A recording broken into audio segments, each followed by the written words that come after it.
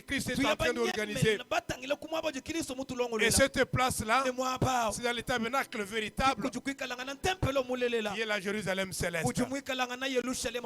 Et quand nous marchons, nous devons nous dire que toute notre vie a un seul objectif, c'est d'entrer dans ce tabernacle-là, le repos véritable que Christ nous prépare. Et dans cette chair où nous sommes en train de gémir.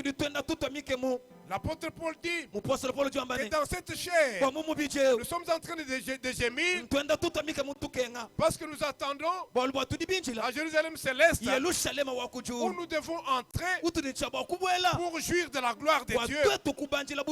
Parce que sur la terre, nous n'avons pas d'édifice permanent. Mais nous courons vers cet ouvrage que Dieu lui-même a réalisé, une demeure éternelle qui n'avait pas été faite par les mains de l'homme.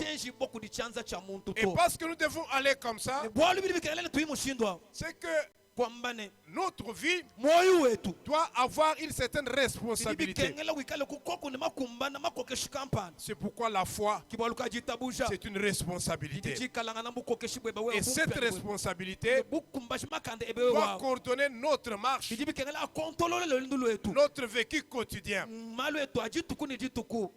La chair de l'homme, c'est une tente.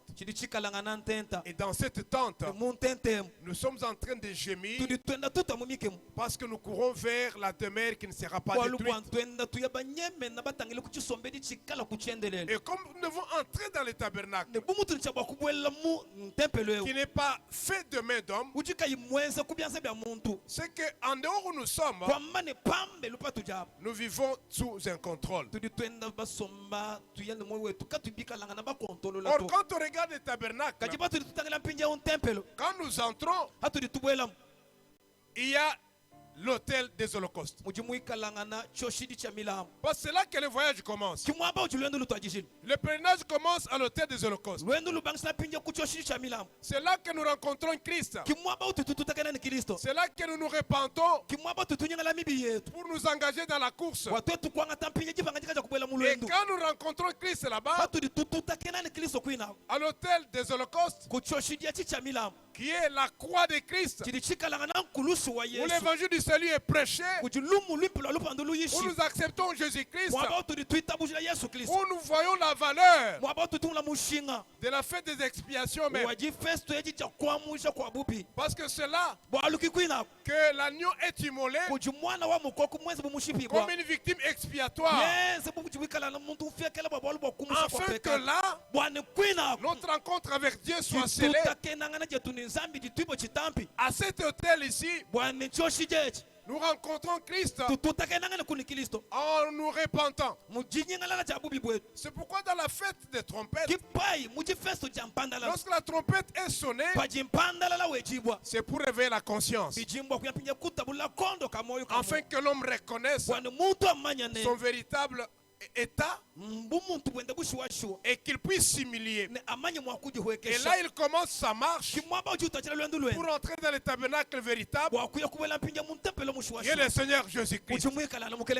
Comme c'est un pèlerin, le long de la marche, la poussière, le sable, les saletés,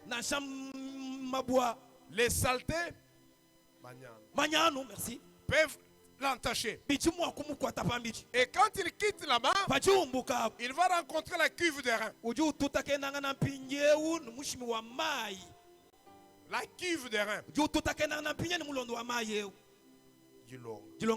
Cette cuve ici, elle était fabriquée avec le miroir des femmes. On y mettait de l'eau. Elle était placée à ciel ouvert. Qu'est-ce qui s'est reflété dans la cuve? C'était le ciel. C'est quand il marche et que la poussière l'a rencontré sur son parcours, il doit avoir un contrôle permanent. C'est que là-bas, Il y a la purification. Il doit se purifier. Il se purifie en regardant le ciel qui est reporté dans l'eau, qui est dans la cuve. Or, l'eau qui est dans la cuve, c'est la parole de Dieu qui reflète la nature céleste. La nature de Dieu est reportée dans la cuve des reins. Et quand l'homme arrive, il se regarde dans l'eau. Et Paul dit, nous tous, dont le visage est découvert, nous regardons comme dans un miroir la gloire de Christ et nous sommes transformés à cette même image. Nous allons de gloire en gloire pour refléter la gloire de Dieu. C'est que dans la fête des tabernacles, la fête des pèlerins, nous allons dans la purification à travers la parole de Dieu. Parce que si on n'est pas purifié, on n'entre pas dans le tabernacle véritable. Parce que le tabernacle véritable, c'est un homme. C'est Jésus-Christ. Pour y entrer, il n'y a que celui qui a un cœur pur. Je veux dire ceci, que le tabernacle véritable, c'est une montagne.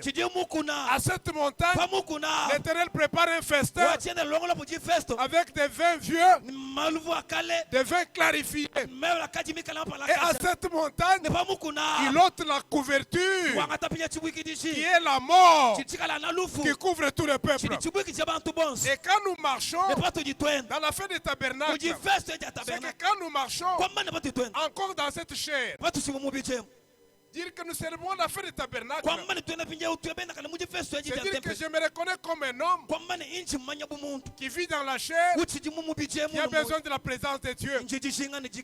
Et pour rencontrer ces dieux, des choses vont m'aider. C'est la justification qui rencontre ça à l'autel. Parce que là-bas, Christ prend ma position. Moi qui étais pécheur, Christ s'est livré lui-même. La Pâque aussi, c'est célèbre là-bas. Parce que c'est là que Christ est le rédempteur. Il fait la rédemption. Il fait le rachat. C'est là qu'il paye le prix pour nous racheter afin de nous engager dans la marche. Le grand problème aujourd'hui, c'est que beaucoup ont dévié l'autel. Ils ont dévié l'autel des holocaustes. Et quand ils sont arrivés, ils ont dévié l'autel. Ils ont commencé la marche. Or, le contrat de la marche est signé à l'autel des holocaustes. C'est là qu'on fait la rencontre. Parce que quand on ne le rencontre pas là-bas, même quand la trompette va sonner, quand la trompette va sonner, le son sera confus pour nous.